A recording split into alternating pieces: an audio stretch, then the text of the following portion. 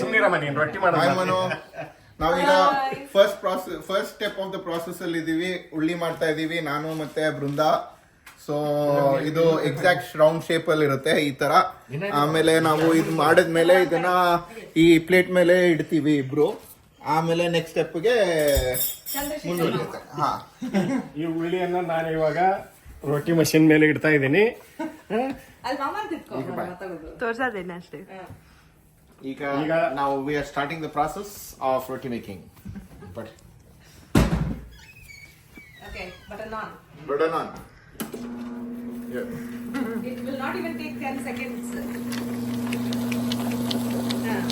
So, Sanjay, Papa is making roti. Pass. ಈಗ pass ಮಾಡ್ತಾ ಇದೀವಿ ನೆಕ್ಸ್ಟ್ ಸ್ಟೆಪ್ಗೆ. ಈಗ ವಿದ್ಯಾ ಮತ್ತು ಅವರ ಜಯ ಕತ್ತೆ ಸೇರಿ ನಾನು ಇವಾಗ ರೊಟ್ಟಿ ತಗೊಂಡು ಇಲ್ಲಿ ಹಂಚಲ್ಲಿ ಹಾಕಿದೀವಿ. ಆಗ ರೆಡಿ ಆಗ್ತಾ ಇದೆ. It's waiting. ಸಿ ಆಲ್ರೆಡಿ ಈಗ 3 ರೊಟ್ಟಿ ರೆಡಿ ಅದಾವು.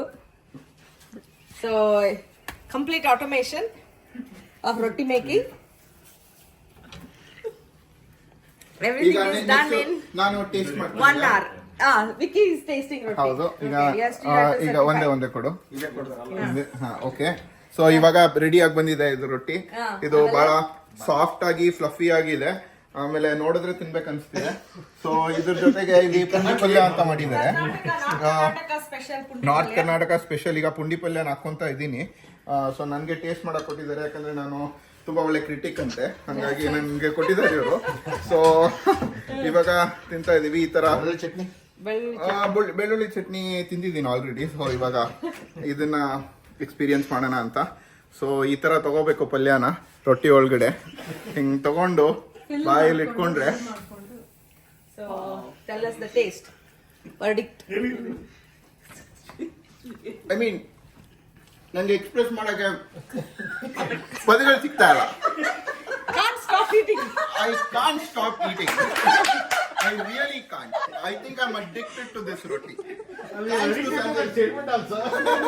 Thanks to Sanjay Uncle's innovation and discovery. Sorry. Thanks to Sanjay Uncle's discovery. We are having very tasty rotis. I And think fun full of making. Everybody is involved. Everybody is involved in this roti making. We are making as a family and eating as a family. So I think we have also started considering to buy this roti maker for ourselves.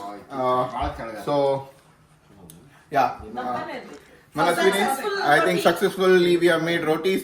And ನೀವು ಮಾಡ್ಕೊಳ್ಳಿ, ತಿನ್ಕೊಳ್ಳಿ, enjoy ಮಾಡಿ. Yes.